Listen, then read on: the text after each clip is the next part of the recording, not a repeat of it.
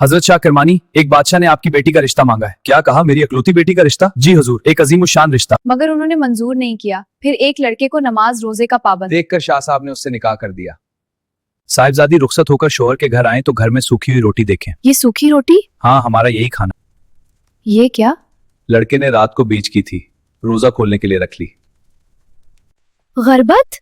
मैं पहले ही जानता था, एक बादशाह की बेटी मेरी गरीबी पर क्यों राजी होगी।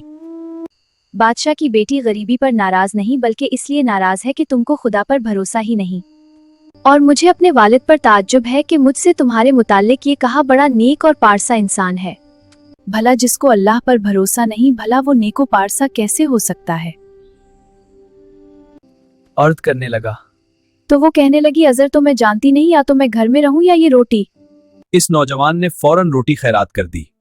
रहे रहे मुश्किलात के अंधेरे में उम्मीद की किरण दिल को छू लेने वाली कहानी नंबर 2। जिंदगी में मुश्किलात के अंधेरे जब हम पर छा जाएं और उम्मीद की किरण नजर ना आए तो अपना मुहासिबा करें कि मेरा रब मुझे क्या सिखाना चाहता है। हमारी जिंदगी में कभी दिन की रोशनी होती है और कभी रात का अंधेरा। जी, अंधेरा।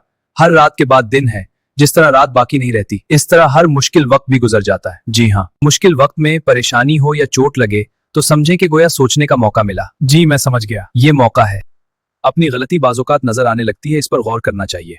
दूसरा काम, मायूस नहीं होना। जिंदगी के मसाइल अंधेरे की तरह हैं। जी हाँ, लेकिन रोशनी कहां से आएगी? ये किताब उसका जवाब है। रात के अंधेरे के बाद दिन की रोशनी आएगी। वीडियो पसंद आए तो लाइक, शेयर और सब्सक्राइब करें। जज़ाकल्लाह। जी जरूर करूंगा, शुक्रिया।